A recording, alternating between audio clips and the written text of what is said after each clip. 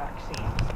Absolutely, supplies is a huge issue. But to throw a couple more numbers out there, I'm reading that more than 11 million doses have been delivered, but again, only 2 million have actually made it into people's arms. What is happening there between the vaccine being delivered and people actually getting vaccinated? The truth is that initially we only had 3 million delivered in the first couple weeks. And then, of course, they rapidly now made available more vaccine. But again, delivery is one thing. Sorting it out, crossing it, scheduling people, and actually getting it into arm over a holiday weekend is something very different.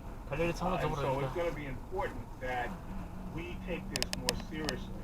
This means, frankly, vaccinating 7 days a week, maybe, 24 hours a day. I mean, if we're serious about vaccinating people, then we're going to have to change our paradigm around vaccination and make it the same as, you can get fast food delivered 24 hours a day, 7 days a week. Maybe if we're really serious, maybe we ought to set up our systems to do exactly that. That is an image that would stick with me. If we can get fast food delivered 24 hours a day, why the heck can't we be vaccinating people as urgent as this is?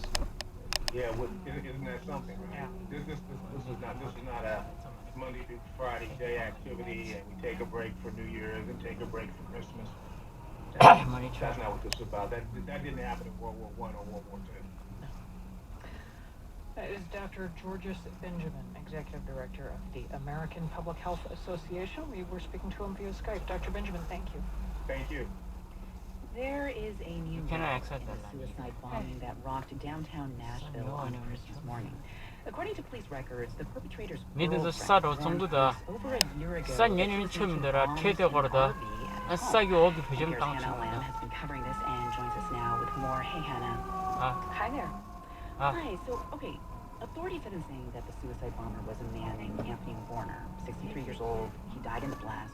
So far, he's been portrayed as, sort of a loner who wasn't on the radar of the authorities, but we're learning more details about him now, right?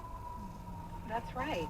Now we know that an attorney for Warner's girlfriend told police in August 2019, that's 16 months before the explosion, that Warner was building a bomb in an RV at his home.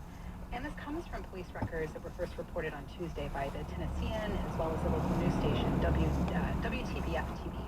And those accounts say local police responded to a 911 call about a distressed possibly suicidal woman who claimed that her boyfriend was concerned with the military and bomb-making. Police show up. They say the RV was fenced off. An officer noted that it was equipped with, quote, several security cameras and wires attached to an alarm sign on the front door. So the officer apparently knocks and knocks, but got no answer. There was some follow-up at first, but then after late August, it appears, the attempts to investigate stopped. I don't know. Did they ever interview Anthony Warner about any of this? No, it appears they did not. And at a news conference today, the police said a specialized officer did follow up by driving past the house for a week or so, even sniffing, literally sniffing around to see if he smelled explosives. But the chief says he couldn't get close to the RV, that they didn't have probable cause to get a search warrant. And, today the chief did say that hindsight is 2020. He acknowledged that there could have been more follow-up. But there's also murkiness on the role of the federal authorities in this. The FBI says it received a request from local police. The FBI was aware that it was connected to allegations of bomb making. Background check found nothing serious in Warner's background. Same thing at the Department of Defense.